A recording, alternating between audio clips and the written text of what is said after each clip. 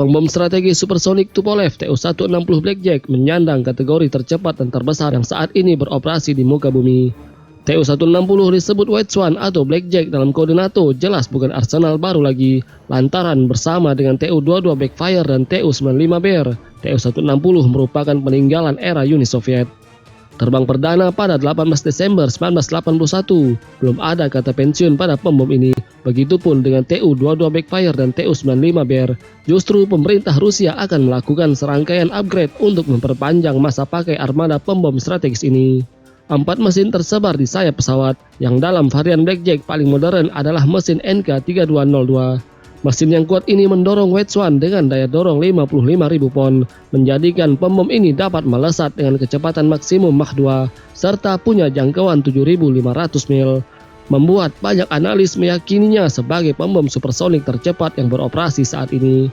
Bukan saja tercepat, dengan payload maksimum yang bisa dibawa mencapai 40 ton. Jelas tandingan yang sepadan di kelas ini adalah B-1B Lancer dengan payload maksimum 56 ton. Dengan kemampuan seperti itu, Tu-160 dapat membawa dengan 12 rudal jelajah Kh-55MS atau 24 rudal balistik yang diluncurkan dari udara Kh-15. Mengingat kemampuan nuklir rudal Kh-55MS, menjadikan posisi Tu-160 menjadi bagian penting dari triad nuklir Uni Soviet dan Rusia sejak awal keberadaannya. Dari sejarahnya, Tu-160 mulai dikembangkan pada tahun 1972. Dan penerbangan pertama pesawat berlangsung pada akhir tahun 1981. Namun hanya 36 unit pesawat yang telah diproduksi Kazan Aircraft Production Association sebelum konstruksinya secara resmi dihentikan pada tahun 1994. Pasca bubarnya Soviet, maka ada 2 negara yang mengoperasikan Tu-160, yakni Rusia dan Ukraina. Ukraina total mewarisi 19 unit Tu-160, di mana 8 unit diantaranya dijual sebagai barter pembayaran gas ke Rusia. Ukraina sendiri tidak mempunyai sumber daya untuk mengoperasikan armada Tu-160. Pada tahun 2015 ada keputusan dari Kementerian Pertahanan Rusia untuk melanjutkan produksi White Swan.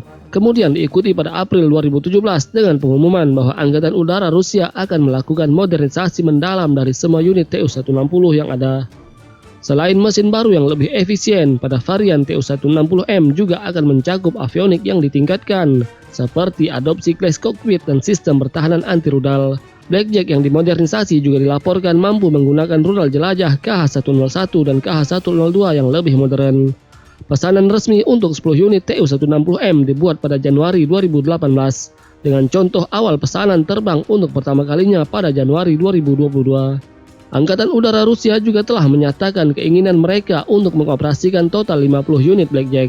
Selama dimulainya kembali jalur perakitan Tu-160, United Aircraft Company Rusia menghadapi tantangan untuk memulai kembali dan melengkapi kembali jalur perakitan yang telah tidak aktif selama lebih dari 20 tahun.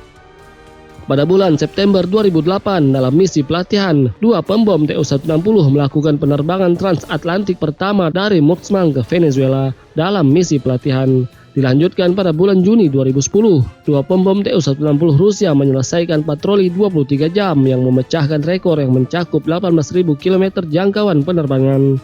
Pesawat itu terbang melintasi perbatasan Rusia di atas Samudra Arktik dan Pasifik dan akhirnya mendarat di pangkalan Angel di wilayah Volga. Angkatan Udara Rusia saat ini mengoperasikan 17 unit Tu-160, dengan 1 diantaranya adalah Tu-160M2 baru.